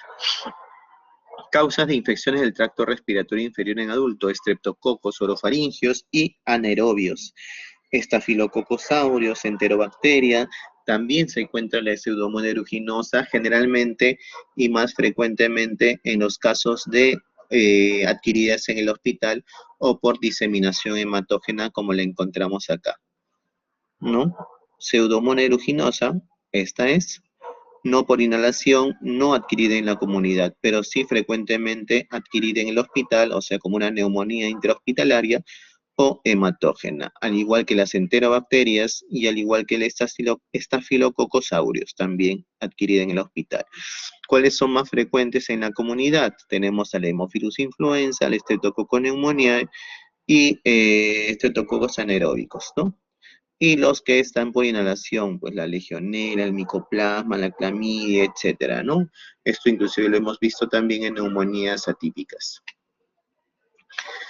La neumonía que sigue a la aspiración, con o sin formación de abscesos, es típicamente polimicrobiana, o sea, no solamente entra un microbio, sino varios microbios al mismo tiempo pueden entrar, Haemophilus influenza, Streptococcus pneumoniae y virus también. Entre 2 y 4 especies bacterianas presentes en grandes cantidades, porque como hemos visto, la boca está llena de ciertos gérmenes o microbios. El 50% o más de estas infecciones son causadas por bacterias puramente anaeróbicas, el 25% causadas por aerobios mixtos y el otro 25% no son causadas solo por aerobios, o son causadas, solamente por aerobios. Entre los pacientes hospitalizados, lo cual acabamos de ver en el cuadrito anterior, Staphylococcus aureus, Enterobacter y Pseudomonas aeruginosa eran los más frecuentes, ¿no? Y neumonías por aspiración asociada a cuidados de la salud y absceso pulmonar. Cuidados de la salud es todos aquellos pacientes que están, por ejemplo, en un hospital intrahospitalario, en un asilo, están cuidando la salud, en una unidad de hemodiálisis, por ejemplo, ¿no? Pacientes que van al hospital solamente a recibir su quimioterapia o radioterapia, nada más, entonces de manera esporádica van al hospital, pero sin embargo ellos tienen alta probabilidad de poderse contagiar con alguno de estos 3 gérmenes que vemos acá, de manera hospitalaria. La neumonía por Staphylococcus aureus post-influenza, o sea, puedes recibir una influenza o una infección por el virus influenza, puede cavitar para formar abscesos pulmonares. Siempre esto se ve después de la temporada de invierno, ¿no? Donde la influenza es bien frecuente. Los factores de riesgo para causar una neumonía por aspiración y causar un absceso pulmonar, lo que mencionábamos antes en la tabla 1, ¿no? Incremento de inóculo bacteriano, por ejemplo, enfermedades periodontales, pacientes que ingieren drogas, alcohol, anestesia general, encefalopatía metabólica, aquellos pacientes que, por ejemplo, vienen por un trastorno del sensorio, una hiponatremia severa, un coma, ¿cómo se llama? Por hipoglicemia, ¿no? Pacientes que a veces se han tomado 2, 3, 4 pastillas, eh, como el glucopaje, ¿no? Para el tratamiento de la diabetes y llegan con una una glucosa bastante baja, ¿no? Una hipoglicemia severa, pueden llevar al coma o realizar lo que es las convulsiones, parálisis de las cuerdas vocales, anestesia intratraqueal, ¿no? O la colocación de tubo endotraqueal para aquellos pacientes con ventilación mecánica asistida, divertículos, acalasia, ciertos desórdenes gastrointestinales, como por ejemplo el reflujo gastroesofágico, el tubo nasogástrico, la dilatación gástrica, el hilio paralítico, obstrucción intestinal, están frecuentemente relacionados como factores de riesgo para lo que es el incremento de infecciones a este nivel. Otros asociados, bacterias anaeróbicas asociadas con infecciones pleuroparenquimales, ¿no? De parte bacilífera está lo que es el Bacteroides fragilis, que también se encuentra en la zona de la boca, ¿no? Las fusobacterias, la Bellonella, que se encuentra, es un coco, no es un bacilo, es un coco, y generalmente puede darnos el problema de las enfermedades pulmonares como el absceso pulmonar. Los focos de neumonía por aspiración se desarrollan con mayor frecuencia en las regiones subpleurales, o sea, por debajo de la pleura, de los segmentos dependientes de la gravedad, por ejemplo, segmentos superiores de los lóbulos inferiores y los segmentos posteriores de los lóbulos superiores. Es decir, segmentos superiores de los lóbulos inferiores, por ejemplo, está la apical, que es el segmento 6, frecuentemente tomado en estos casos. Muchas veces el lóbulo inferior del lado derecho, por la distribución de los bronquios, que el bronquio hacia el pulmón derecho es más pequeño, más ancho y más vertical, podría originar que toda aspiración pase más rápidamente hacia el lóbulo inferior del lado derecho. El pulmón derecho, lo que decíamos, es la ubicación más frecuente, presumiblemente debido al ángulo menos agudo del bronquio principal derecho. El grado y la tasa de progresión de la neumonía por aspiración varía. Estas infecciones pueden ser agudas, subagudas o crónicas según la causa, el tamaño de la cantidad de gérmenes que estoy introduciendo y los factores de inmunología del huésped, ¿no? Aquellas personas que, por ejemplo, tienen mejor inmunidad van a estar mucho más defendidas y va a ser un proceso más subagudo o crónico. Si el proceso es indolente, es decir, no causa mucha molestia, la fibrosis limita la propagación de la infección produciéndose una cavidad con paredes gruesas, ¿no? Y por último, los abscesos generalmente se comunican con un bronquio produciendo la cavidad llena de aire, produciendo un nivel hidroaéreo que se ve en las radiografías 1 a 2 semanas después de haberse iniciado la fisiopatología del absceso bronquial, ¿no? Del absceso pulmonar. Entonces, si la aspiración es evidente, puede seguir síntomas como tos, sibilancia, cianosis, asfixia, ya que vamos a tener un cuadro de una alteración fisiopatológica de ventilación-perfusión. Puede ser en cuestión de horas, haber fiebre, taquipnea, estertores difusos e hipoxemia. Si se desarrolla una neumonía, los pacientes generalmente se presentan dentro de una semana con tos productiva, temperaturas elevadas, casi 39 grados centígrados, y un recuento de leucocitos en 15.000 o más. Entre los casos adquiridos en la comunidad, las condiciones que predisponen a la aspiración son alcoholismo, hasta que llegue al emborracharse y al perder el conocimiento, las convulsiones y la sobredosis de drogas. ¿Por qué? Porque justamente esas tres condiciones van a hacer que mi sistema nervioso se apague, vamos a llamarlo así, y ya mi reflejo de tos, de expectoración, no pueda tenerlos. Entonces, mis defensas mecánicas no tengo y comienzo a aspirar la secreción. En vez de botar hacia afuera, comienzo a respirar con todo y gérmenes hacia la parte interior de nuestro sistema respiratorio. Entre los casos adquiridos en el cuidado de la salud o dentro de un hospital, dentro de un centro de hemodiálisis, dentro de un centro diagnóstico, dentro de un policlínico, etcétera, los pacientes tienen a atender trastornos neurológicos como ACVs, pueden ser hemorrágicos o pueden ser isquémicos, tumores cerebrales o trastornos metabólicos que provocan estupor o coma, como la hiponatremia o hipoglicemia severa. ¿No? A veces hay hiponatremia, trastornos metabólicos o hipoglicemia severa. Inclusive hay encefalopatía urémica, ¿no? Pacientes con enfermedad renal crónica que pueden estar siendo hemodializados y por A o B motivos ya no va a su hemodiálisis, la urea y la creatinina se comienzan a incrementar y comienzan a tener cuadros de encefalopatía urémica, un trastorno metabólico que también puede alterar el estado de conciencia y provocar las aspiraciones de secreciones. Solo una pequeña parte de los pacientes con neumonía por aspiración tienen un esputo pútrido, que si está presente se desarrolla 1 o 2 semanas en el curso de la enfermedad cuando se ha formado el absceso. Los abscesos también pueden presentarse de manera más indolente con semanas o meses, ¿no? Y distinguirse de una neoplasia necrótica. Pueden carecer de factores de riesgo de aspiración, síntomas de infección respiratoria, fiebre y leucocitosis. A veces vemos un tumor que se cavita, una masa que se cavita, y pensamos, uy, parece un absceso. Y para diferenciarla a ella, al absceso, pues no ha habido un factor de riesgo de aspiración, los síntomas de infección respiratoria no las tiene, fiebre no tiene, ni tampoco leucocitosis, esto más va a un aspecto del tipo neoplasia necrótica. La posibilidad de una tuberculosis o una causa no infecciosa de una cavidad pulmonar como neoplasia, infarto o vasculitis debe sospecharse en un paciente tratado por presunto absceso pulmonar que no responde a la terapia antimicrobiana adecuada. ¿Qué quiere decir esto? Que muchos, entre comillas, semejantes al absceso, como una neoplasia que es necrótica, que se cavita, o un infarto pulmonar o una vasculitis que dentro de su proceso vascular puede originar primero nódulos pulmonares y luego estos nódulos se pueden cavitar, como en los casos de vasculitis de Wegener, por ejemplo. Entonces podemos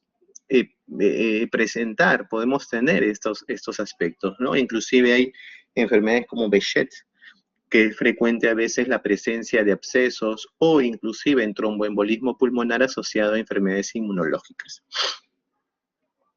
Las radiografías obtenidas poco después de la aspiración generalmente demuestran infiltrados alveolares localizados o difusos dentro de 1 a 2 días. No hay nada distinto sobre la aparición de neumonía por aspiración, excepto que los infiltrados suelen estar en segmentos dependientes del pulmón, lo que decíamos anteriormente, ¿no? Segmentos superiores de los lóbulos inferiores o segmentos posteriores de los lóbulos superiores. La afectación multilobar puede sugerir un deterioro del sistema inmunitario del huésped. El tiempo requerido para la cavitación después de un episodio conocido de aspiración es de aproximadamente 1 a 2 semanas.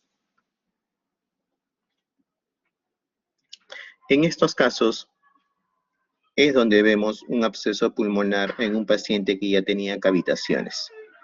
¿Sí? Absceso pulmonar, en este caso mi paciente acá tiene cavitaciones, pero acá es donde tengo paredes gruesas y un nivel hidroaéreo. Este es el agua, en este caso este es la pus y este es el aire. Al igual que acá, ¿no? Este es una pared gruesa, una cavidad, ya hay una reacción fibrótica, porque esta es una reacción inflamatoria, este es un nivel hidroaéreo, y sin embargo acá al costado hay una masa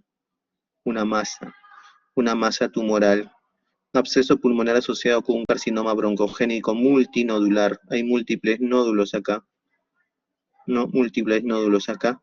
Los adenocarcinomas son masas simples, únicas generalmente, y con metástasis muy frecuente a la zona de la columna vertebral y a la zona cerebral. En cambio, este es un broncogénico, un carcinoma broncogénico con un absceso. Se abscedan los tumores, Sí. Por eso es que en todo absceso debe descartarse también una presencia de neoplasia. Esto es una tomografía ya de un paciente que se echa y ingresa en la tomografía de un absceso pulmonar. Acá son múltiples abscesos pulmonares. Como se dan cuenta, ya los diámetros son más de 2 centímetros. 2 centímetros de diámetro. Acá está en casi todo el lóbulo inferior del pulmón. La investigación, el primer paso para determinar la etiología de cualquier infección del tracto respiratorio es la evaluación de las secreciones por tinción de Gram. Solicitar un gran y cultivo de esputo para gérmenes comunes y hongos, ¿no? Estos son útiles si se obtienen antes del tratamiento antibiótico. Si los especímenes expectorados muestran neutrófilos y macrófagos alveolares, significa que tenemos una buena muestra de esputo. En una neumonía aeróbica generalmente hay un único organismo predominante. En neumonías por aspiración, una flora mixta, y luego por los postprocedimientos invasivos como aspiración endotraqueal y broncoscopía, pueden ser útiles para obtener secreciones, lo que hablábamos un poco cuando hicimos el seminario de diagnósticos, procedimientos diagnósticos invasivos, ¿no? Esto es la coloración de Gram, donde se muestran, por ejemplo, múltiples gérmenes no coloreados de tinción azul. Y esto es anatómicamente, bueno, en este caso, anatomopatológicamente hablando, lo que es un absceso. Miren, un pulmón necrótico, muerto, ¿sí? Consumido con múltiples orificios. Si nosotros estuviéramos sacándole una radiografía o una tomografía con cavidades menos de 2 centímetros, diríamos que esta es una neumonía necrotizante. Pero esto ya está yendo a la necrosis. Le das unos 2 o 3 días más, esto ya se vuelve un hueco, ¿no? Y si viene pus, ahí se forma el nivel hidroaéreo. El tratamiento generalmente, como ven ustedes ahí, de acuerdo a los gérmenes, sean aeróbicos o anaeróbicos, se estila diferentes tipos de tratamientos o tratamientos empíricos con respecto al absceso, ¿no? Hay algunas guías que recomiendan iniciar el tratamiento con amoxicilina con ácido clavulánico, principalmente si es de naturaleza adquirida en la comunidad, como esta, ¿no? Penicilina G o amoxicilina y unido a un inhibidor de beta-lactamasa o metronidazol. La clindamicina es un agente terapéutico primario cuando estamos hablando de gérmenes gram negativos o anaeróbicos. Inclusive la clindamicina tiene mayor efecto a nivel pulmonar que el mismo metronidazol. Solo no es efectivo debido a su inactividad contra los estreptococos aeróbicos y microaerófilos. La clindamicina tiene una mayor acción a nivel pulmonar. Acá, por ejemplo, en las intrahospitalarias o las llamadas adquiridas en el cuidado de la salud, ¿no? Aquellos pacientes que están internados en un sanatorio, internados o haciendo hemodiálisis, etcétera, etcétera.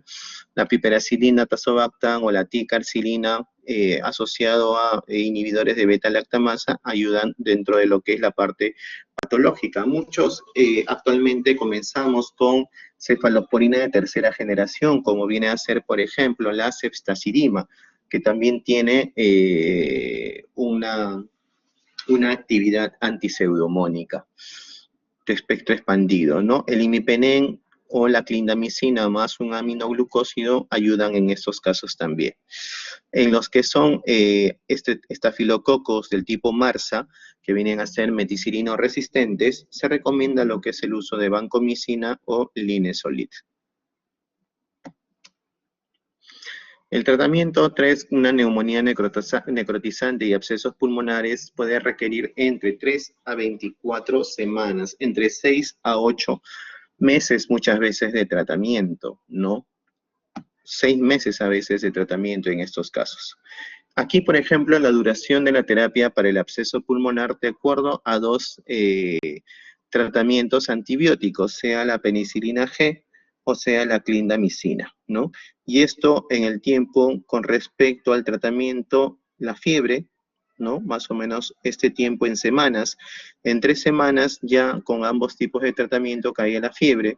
En 8 semanas el tratamiento con penicilina disminuye el tamaño de la cavidad hasta ocluirla con la clindamicina en 9 semanas, y para el esclarecimiento radiológico, o sea, para que desaparezca de la radiología, podía llegar hasta el total de nuestros pacientes 24 semanas de tratamiento con la penicilina G y o la clindamicina. El drenaje quirúrgico ya viene a ser no un tratamiento médico, sino un tratamiento quirúrgico. Sí, en estos casos cuando hay indicaciones como una gran cavidad del absceso causado por organismos resistentes, damos tratamiento, y no hallamos el drenaje y no hallamos una adecuada respuesta, no cae la fiebre, no disminuye el tamaño de la cavidad, o en este caso sigue presentando el componente radiológico, ¿no? Y este es el drenaje percutáneo guiado con tomografía, ¿no? A través de la pared torácica. Se ve el mejor acceso a nivel torácico, que puede ser, acá en este caso, es por el tórax anterior, y se drena este absceso.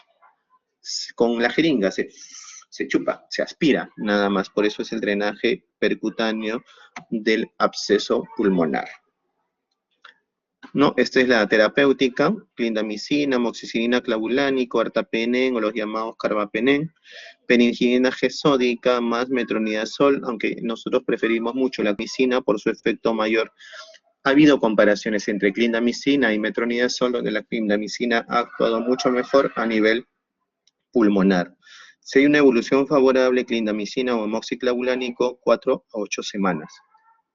En sí, casi 2 meses de tratamiento. Y si ha habido una evolución desfavorable, una tomografía, broncoscopía. Si hay no mejoría clínica, hay hemoptisis importante o recurrente o neoplasia obstructiva. Hemos visto abscesos asociados, por ejemplo, a un carcinoma broncogénico. Ya se realiza lo que es la actitud terapéutica quirúrgica, como lobectomía o neumonectomía. La lobectomía, la extirpación de un lóbulo; neumonectomía, extirpación de todo el pulmón, aparte del drenaje percutáneo. Bueno, para terminar, conclusiones dentro de lo que es bronquiectasias. Primero, que es una dilatación crónica e irreversible del árbol bronquial. Es como una cicatriz ya permanente que haya ocasionado cualquiera de estos, lo más frecuente, un proceso infeccioso. El desarrollo y progresión de esta bronquiectasia se basa en la inflamación que sigue a la colonización e infección bacteriana de la vía aérea, conocida como círculo vicioso de Kolb. El gol estándar para diagnosticar la bronquiectasias y en sus diferentes maneras de presentarse anatómicamente es mediante la tomografía axial computarizada de alta resolución o la tomografía espiral multicorte de alta resolución, que tiene que dar cortes de 1 a 1.5 milímetros de espacio o de diferencia, ¿no? El pronóstico depende de la extensión de las lesiones. Es muy distinto una muy localizada en un lóbulo superior a múltiples diseminadas en ambos campos pulmonares. La repercusión de la función respiratoria y la gravedad de las agudizaciones, o también llamadas exacerbaciones, como por ejemplo en la escala de la valoración del FACET. En la actualidad, el uso de antibióticos sistémicos e inhalados más las fisioterapias son las únicas herramientas que han demostrado eficacia en mejorar el pronóstico de los pacientes portadores de bronquiectasias. Es importante observar que si las bronquiectasias son únicas, locales y confinadas a un lóbulo y no tengan un origen sistémico, probablemente lo más fácil sea que se pueda operar. Y la terapéutica quirúrgica, en los casos posibles, es capaz de modificar favorablemente el pronóstico de nuestros pacientes. Como se dice en algunos casos, ¿no? Si yo tengo una bronquiectasia localizada en un lóbulo, me hacen la lobectomía, entonces yo, al no tener la bronquiectasia, ya estoy eliminando el factor de riesgo para causar diferentes complicaciones, ¿no? Como por ejemplo la hemoptisis, o que esa bronquiectasia se infecte, entre otras cosas. Y por último, el absceso pulmonar, que es un área localizada de necrosis, o sea, de muerte del tejido pulmonar, causada por una infección, con una cavidad solitaria o dominante que mide al menos 2 centímetros de diámetro. Cuando las cavidades son múltiples y más pequeñas dentro de esta lesión, se conoce como neumonía necrotizante. La neumonía que sigue a la aspiración con o sin formación de abscesos es generalmente polimicrobiana, entre 2 y 4 especies bacterianas presentes al mismo tiempo, pero siempre va a haber una más patógena que las otras. Los abscesos generalmente se comunican con un bronquio produciendo la cavidad llena de aire, o sea, el nivel característicamente llamado hidroaéreo en estos, tanto en la radiografía como en la tomografía. 1 a 2 semanas después de haberse generado el cuadro gatillante, ¿no? Por ejemplo, si mi paciente entró en coma, si mi paciente convulsionó, si mi paciente se drogó y se aspiró, si mi paciente tomó tanto alcohol que no se acuerda que se desmayó y se aspiró, entre otras cosas, ¿no? El diagnóstico se confirma mediante radiografía o TACAR o tomografía axial de tórax y la duración del tratamiento para los abscesos pulmonares es entre 1 a 2 semanas, las más benignas, las más pequeñas, hasta inclusive 24 semanas o 6 meses de tratamiento antibiótico, y si no va bien con el tratamiento antibiótico, podrá ser pues drenado o extirpado de manera quirúrgica mediante lobectomía o neumonectomía. Muy bien, quizás muchos de ustedes estén así ya por la extensa exposición que actualmente me ha tocado. Muy bien, a ver, jóvenes, quizás tengan alguna pregunta hasta ahí si no están muy cansados.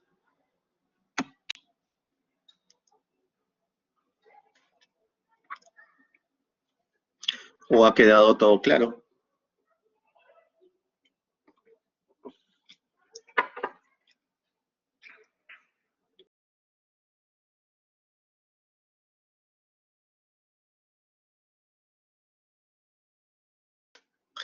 Esperemos entonces que haya quedado así todo claro. Bueno, ya la clase ha sido grabada, así que nos vemos con mi grupo el día de mañana para recuperar la clase que vamos a realizar el día miércoles. Muy bien, ha sido un gusto con ustedes, gracias por su atención y nos vemos con mi grupo el día de mañana para realizar lo que es la práctica, las 2 primeras horas y la parte del seminario de Arts con respecto a lo que es la mesa redonda. Muy bien, jóvenes, muy buenas tardes, sé lo que cansados que deben estar. Sí, ahorita lo voy a apagar. Gracias a ustedes, un gusto, hasta mañana.